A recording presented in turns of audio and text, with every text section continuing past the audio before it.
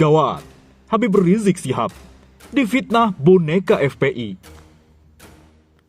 Dia mengatakan, pria yang kerap mengenakan serban putih tersebut hanya boneka dan bukan pimpinan sebenarnya. Setelah membuat banyak orang bertanya-tanya, Denny Siregar akhirnya membeberkan siapa panglima atau otak di balik FPI sesungguhnya.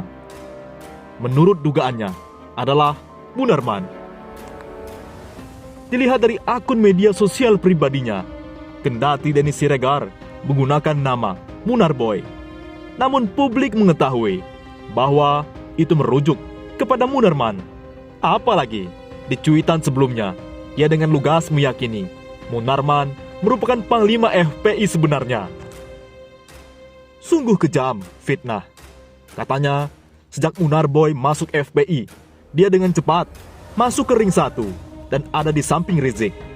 Munarboy membawa jaringan dan dana besar dari luar supaya bisa dekat dengan Rizik, tulis Denny Siregar Minggu 11 April. Ini berkaitan dengan ide Munarboy untuk buat FPI sebagai jaringan ISIS di Indonesia, mirip Boko Haram di Nigeria. Fitnahnya. Tak sampai di situ, Denny masih menyudutkan. Dia menyebut kehadiran Munarman membuat Habib Rizik senang, sebab dengan sejumlah uang yang dibawa dari luar negeri, FPI bisa menggelar sejumlah kegiatan tanpa perlu memikirkan biaya. Bahkan menurutnya, Munarman yang mengangkat Habib Rizik sebagai imam besar.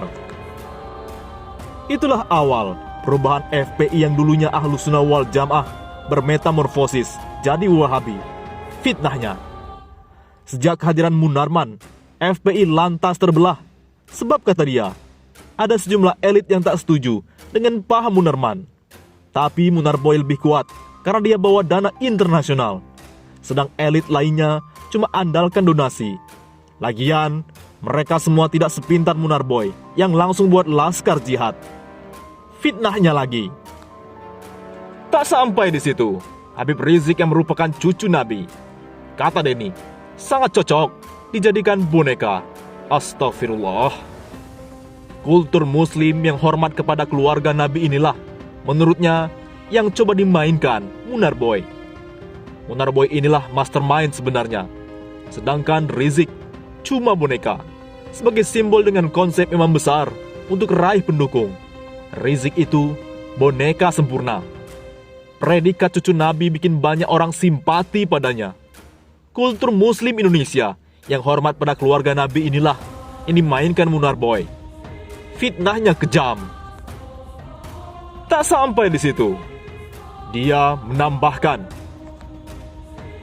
setelah berhasil mengambil alih FPI, Munarman diyakini hendak mengubah paham kelompok menjadi radikal dan bersinggungan dengan ISIS. Namun, rencana tersebut agaknya sulit Munarman capai. Sayang, gerak Munarboy terhambat karena ISIS sudah dijadikan teroris oleh dunia internasional. Dia menyingkir, tapi ideologi yang dia tebarkan terus menyebar. Fitnah Denny Siregar dengan kejam.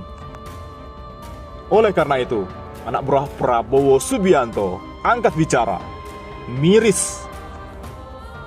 Di Indonesia, label radikal kini secara politis telah dikonotasikan kepada kalangan Islam, sehingga tuduhan itu umumnya tidak bisa dipertanggungjawabkan. Apalagi secara konsep sudah jelas keliru. Demikian ditegaskan anggota Komisi 1 DPR RI, Fadlizon, melalui siaran persnya, Senin 12 April. Inilah kenapa, lanjut Fadlizon, umat Islam cenderung jadi sensitif ketika ada tuduhan radikalisme. Sementara lain sisi, ada kelompok bersenjata yang jelas menantang ideologi dan keutuhan NKRI, hanya disebut kriminal bersenjata. Kelompok-kelompok yang sudah jelas memberontak atau melakukan kekerasan bersenjata malah diberi label eufemistik atau penghalusan makna, seperti KKB yang jelas melakukan teror, menyerang TNI. Politikus Partai Gerindra ini melanjutkan, jika ada penceramah Islam yang menjelaskan jihad, maka langsung dicap radikal. Padahal makna jihad bukan hanya soal perang. Ketika ada kelompok Islam menyerukan ajaran agamanya, seperti menyebut kata jihad. Misalnya, stigma radikal langsung disematkan. Padahal, kata jihad sendiri memiliki makna yang luas.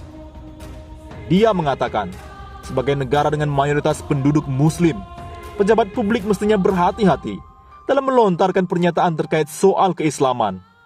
Kita tak ingin kembali lagi ke zaman yang tak bersahabat dengan Islam dan umat Islam, kata dia. Fadlizon mengatakan hal itu terkait Komisaris PT Pelni, Kristia Budianto, yang membatalkan undangan ceramah karena menuduh para ustadz terkontaminasi paham radikal. Sejumlah penceramah atau ulama yang diundang tapi kemudian dibatalkan. Di antaranya Ustadz Firanda Andirja, Kiai Haji Khalil Nafis yang juga pengurus MUI Pusat, Ustadz Rizal Yuliar Putrananda, Ustadz Syafiq Riza Basalamah, dan Ustadz Subhan Bawazir. Bahkan, pejabat yang mengundang penceramah tersebut dicopot dari jabatannya. Menteri BUMN seharusnya memberikan pembinaan kepada para petinggi PT Pelni.